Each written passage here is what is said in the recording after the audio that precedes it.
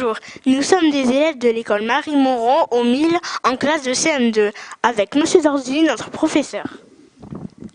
Dans le cadre du projet Journalistes en herbe, nous préparons des reportages pour comprendre ce qui s'est passé dans notre village.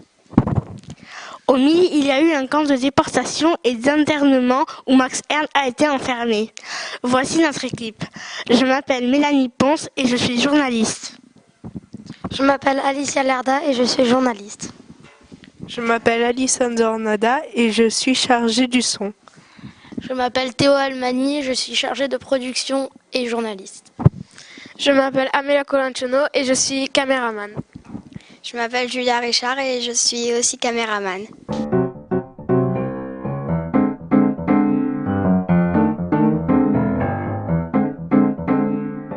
Bonjour.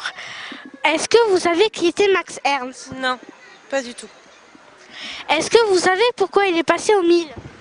Ah non. Est-ce que vous savez qui était Max Ernst? Non, je ne sais pas, non.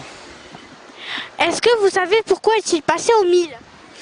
Je crois que, il me semble, je ne suis pas sûr, mais c'est un rapport avec ce qui s'est passé pendant la guerre, mais je ne suis pas vraiment sûr. Merci.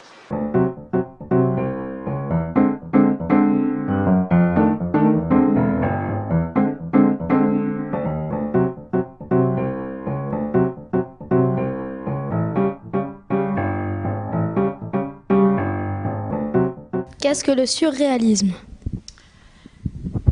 Alors, le surréalisme, c'est une question difficile. C'est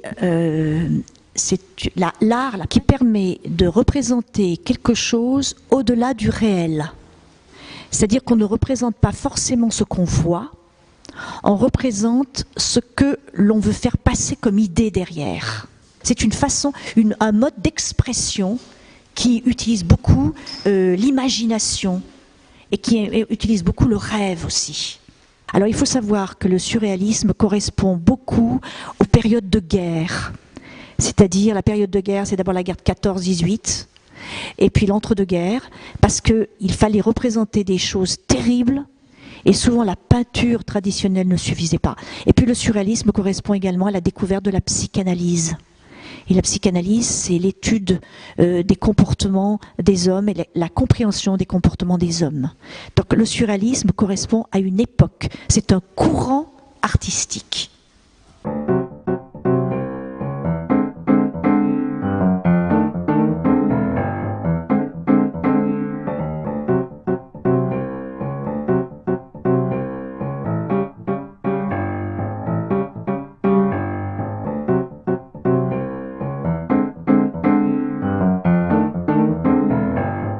Pourquoi Max Ernst était allemand et a été enfermé au camp des 1000 par les nazis alors qu'il était juif, qu'il n'était pas juif?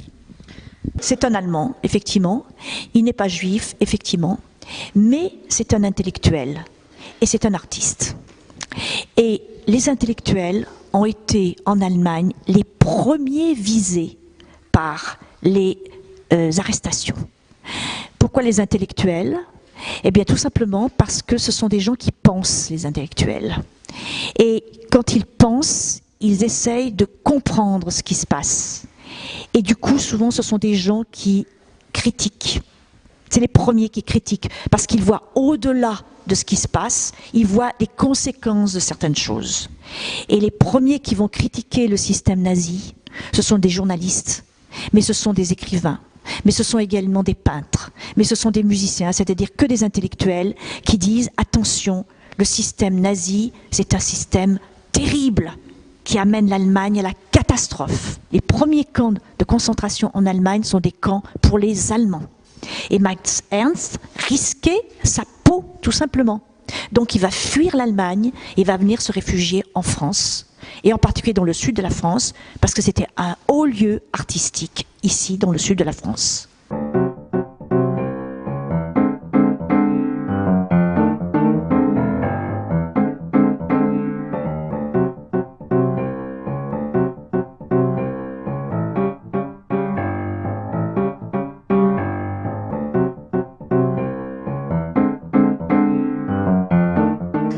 pourquoi les nazis avaient quelque chose contre les artistes et les intellectuels? J'ai partiellement répondu à la question, puisque j'ai dit que les artistes et les intellectuels, c'était ceux qui, en premier, critiquaient un régime. Et donc, c'était les premiers qu'en général, on arrêtait ou on tuait. C'est eux qui ont la possibilité, la plus grande liberté d'expression, et parce que le propre d'un artiste, c'est d'exprimer en quelque sorte son opposition d'une autre manière que par des mots. Eux, ils les expriment par des peintures, ou par éventuellement la musique, ou éventuellement par le théâtre. Parce que c'est une façon de détourner la censure. Vous savez ce que ça veut dire, la censure? C'est quand on interdit à quelqu'un de s'exprimer. Sous peine d'emprisonnement. Donc une façon de détourner la censure, c'est d'exprimer de façon différente en espérant que le pouvoir ne comprendra pas. D'où le surréalisme. Comment Max Ernst est sorti du camp d'Émile? Alors je vous ai dit tout à l'heure que Max Ernst était un peintre très très connu, un artiste très connu, à la veille de la guerre, mondialement connu. Et donc il avait des appuis partout, il avait des amis partout, et en particulier aux États-Unis.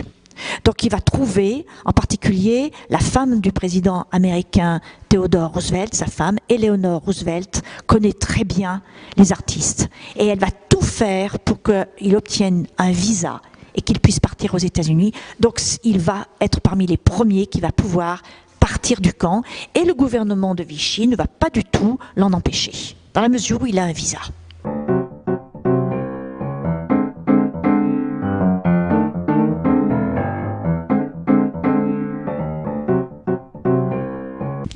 Est-ce que dans les pays en guerre aujourd'hui, les artistes sont encore enfermés?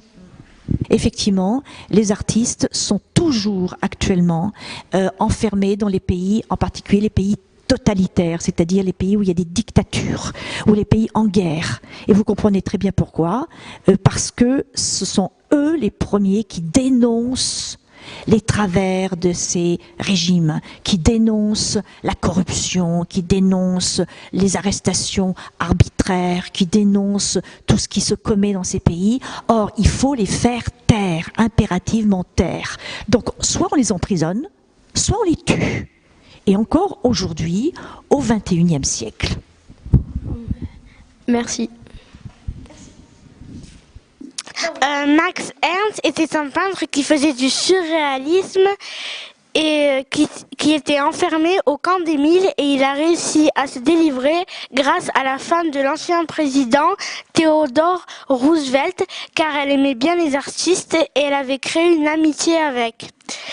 Les œuvres de Max Ernst sont encore exposées ici, et c'est un peintre qui a marqué l'histoire.